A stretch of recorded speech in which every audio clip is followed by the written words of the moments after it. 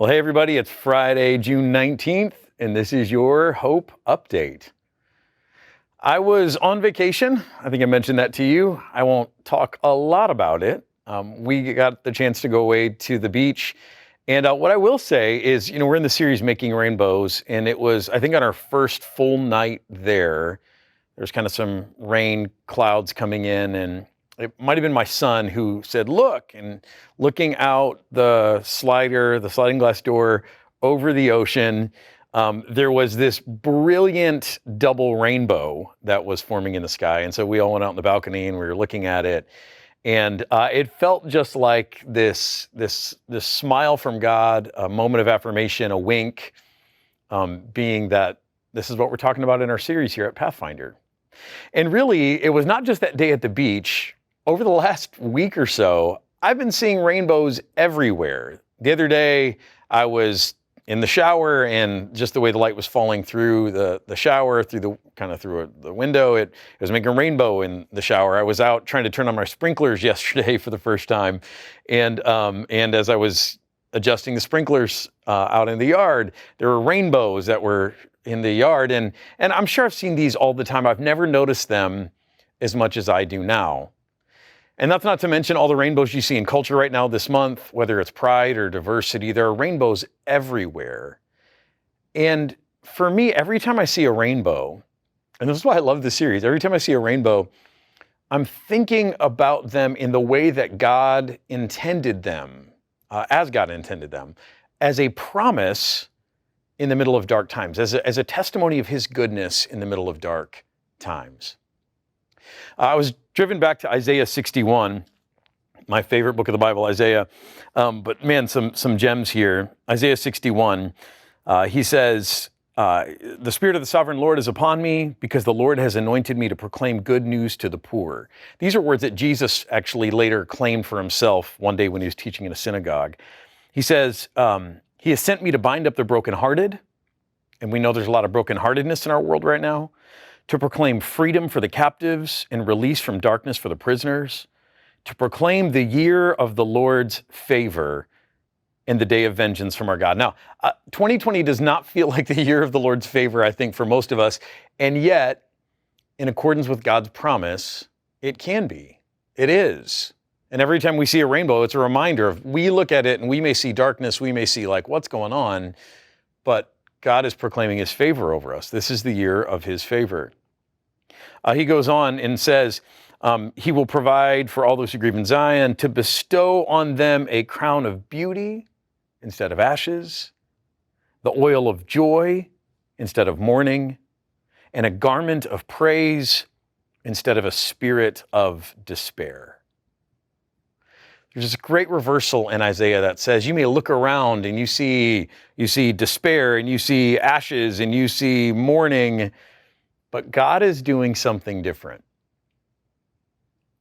For me, as I see those rainbows, that's the thing that's been in my mind recently. There's so much going on in life and in the world that doesn't look good. And yet those things are a reminder to me that God is a God of these great exchanges, who trades in everything that seems doom and gloom and dark, and he brings something light and beautiful and good into the midst of it. So I have not only been seeing rainbows out there in the landscape, but I've also been seeing more metaphorical rainbows and really looking for them as I look around the world. I do this in Hope Updates all the time. When I read the news about coronavirus, there's a lot of uncomfortable things about the virus, and there are lots of scary things. I'm always looking for the words of promise, the words of hope. I'm looking to see what God is doing. Maybe you've read this recently. These are a couple of things that I've seen. That recently, 3 states have done extensive testing of people who've been involved in protests. There's a lot of concern that these protests were going to spread coronavirus everywhere. And people who have been protesting have willingly submitted themselves to tests. And in 3 different states, the positivity rate of those tests is only about 1%, which is kind of what you expect just to happen normally in the background of the population. In other words, it doesn't appear that these protests have spread the virus all around. That's really great news, that it's not spreading around like crazy. There also, it was another article I read, it was a medical doctor's article talking about all of the things the medical establishment has learned since this has started, and I've talked about some of this before, but how medical doctors and nurses have gone from being afraid to being completely confident that they know how to treat this disease. That's a rainbow in the sky when we're still dealing with the reality of a pandemic, that, hey, at least our doctors know what they're doing. Or I think about all that's going on with protesting and racial injustice and some of the violence. And I look at that, and yes, there's grief there, there's darkness there. Man, there's some dark things our country needs to face and own up to.